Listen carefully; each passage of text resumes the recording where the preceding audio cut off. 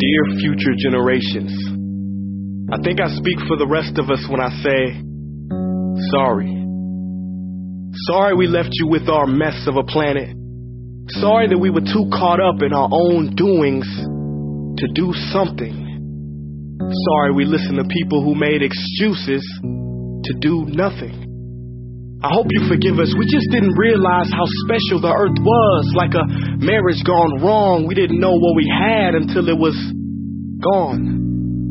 For example, I'm guessing you probably know it as the Amazon desert, right? Well, believe it or not, it was once called the Amazon rainforest, and there were billions of trees there, all of them gorgeous. And oh, you don't know much about trees, do you? Well, let me tell you, trees are amazing. I mean, we literally breathe the air they are creating. They clean up our pollution, our carbon. They store and purify water, give us medicine that cures our diseases, food that feeds us, which is why I'm so sorry to tell you that we burn them down. Cut them down with brutal machines, horrific, at a rate of 40 football fields every minute. That's 50% of all the trees in the world gone in the last 100 years. Why? For this.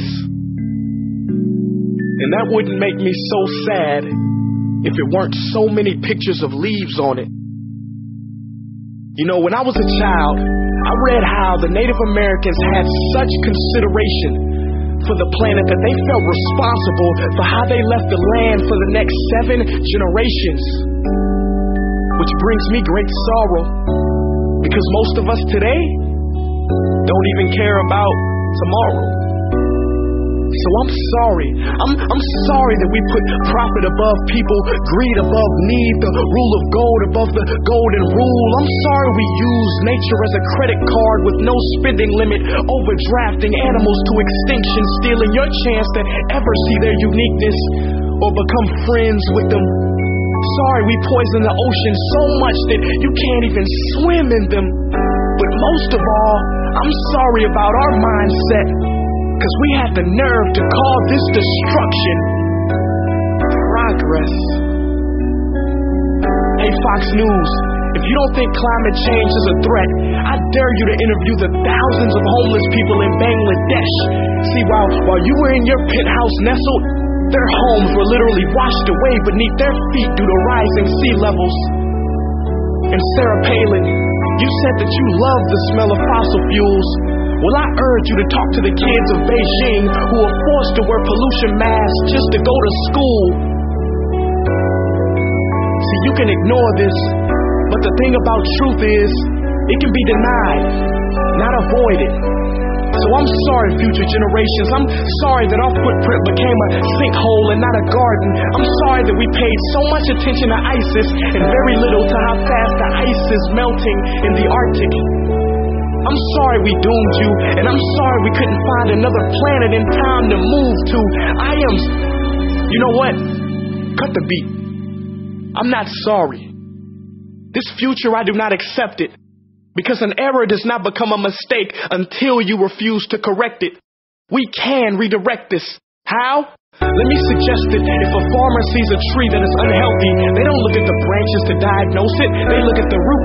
So like that farmer, we must look at the root, and not to the branches of government, not to the politicians run by corporations. We are the root, we are the foundation, this generation. It is up to us to take care of this planet. It is our only home. We must globally warm our hearts and change the climate of our souls and realize that we are not apart from nature, we are a part of nature. And to betray nature is to betray us. To save nature is to save us. Because whatever you're fighting for, racism or poverty, feminism, gay rights, or any type of equality, it won't matter in the least.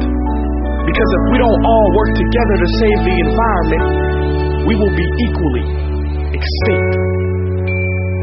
Sorry.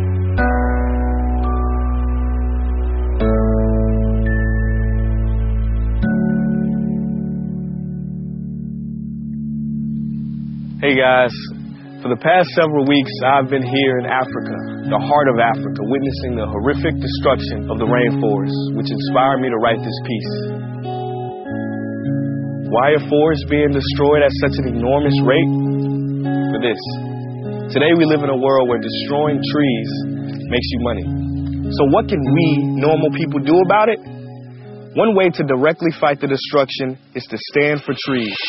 By standing for trees, not only can you save the lives of trees, help forest communities, and protect the rights of animals to live in their homes, but you will also balance the amount of pollution that you yourself give off with your everyday activities, making you a part of the solution and not the problem. This is the option that I chose.